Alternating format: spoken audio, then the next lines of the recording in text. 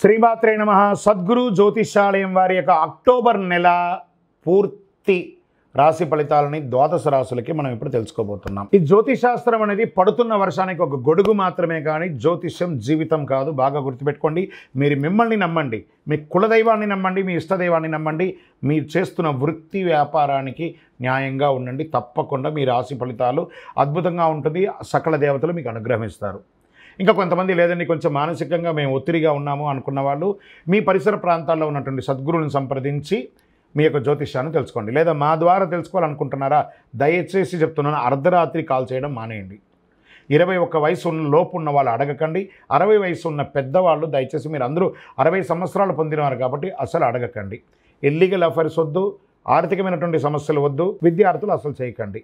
ఎవరు తెలుసుకోవాలి, నాకు వివాహం కావాలి, నాకు వ్యాపారం బాగుందా, ఉద్యోగం బాగుందా, నా కుటుంబం బాగుందా, ఇలాంటి ప్రశ్నలు అడగండి. ఈ నెల అక్టోబర్ నెలలో ఎలా ఉందో ఒక్కొక్కటిగా మనం చూసుకుంటూ వెళ్తాం. జ్యోతిష్ శాస్త్రరీత్యా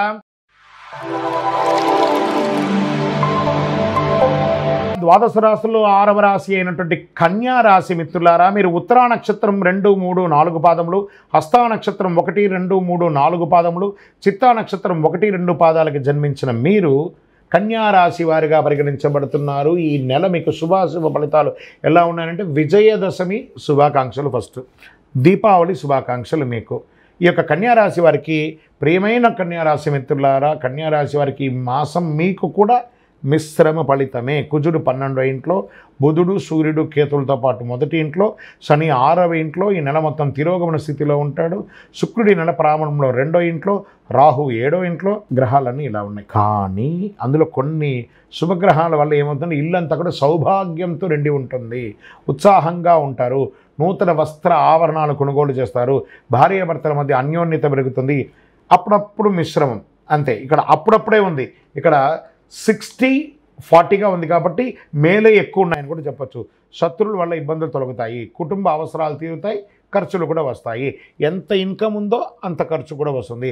మనసులో ఆత్మవిశ్వాసం పెరుగుతుంది. ఓకే, నేను సాధించగలను అనే ఒక నమ్మకం మీకు వచ్చేస్తుంది.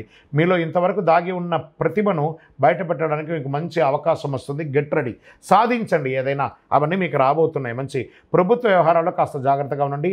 కేసుల్లో తొందరపాటు మానుకోండి.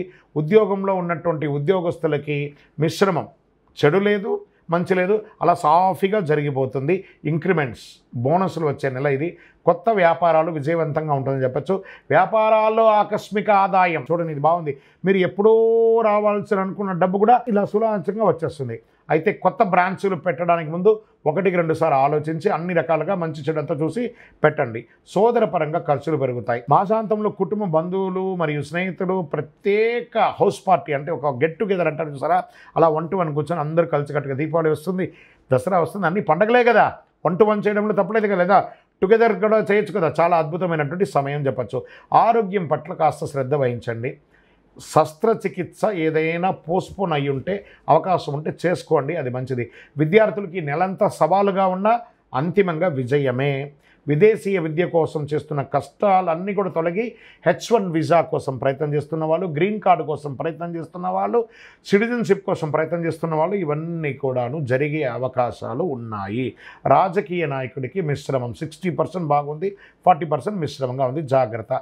IT రంగం వారికి మాత్రం ఈ నెల చాలా బాగా ఉందని కూడా చెప్పచ్చండి. మీడియా రంగం వారు మీదంతా జాక్పాట్ నెల అని కూడా చెప్పచ్చు. షేర్ మార్కెట్ లాంగ్ టర్మ్లో ఇన్వెస్ట్ చేయండి.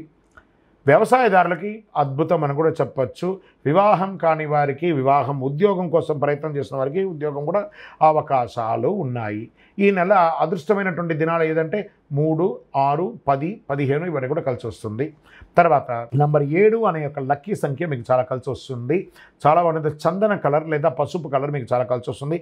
చంద్రాష్టమం అక్టోబర్ 17 సాయంత్రం వరకు ఈ చంద్రాష్టమం ఉంటుంది. కాబట్టి చాలా జాగ్రత్తగా ఉండాల్సినటువంటి, ఎప్పటి నుంచి ఉంటుందంటే 15 ఉదయం నుంచి 17 సాయంత్రం వరకు ఉంటుంది. కాబట్టి 2.5 రోజులు జాగ్రత్త. మీకు ఇంటి దేవత, కులదేవత అంటారు చూసారా, ఆ కులదేవతకి ఏమైనా ముడుపులు ఏమైనా చెల్లించడమో, లేకపోతే ఏదైనా మొక్కులు ఉంటే అవన్నీ తీర్చుకోవడమో అవన్నీ కూడా చేయండి.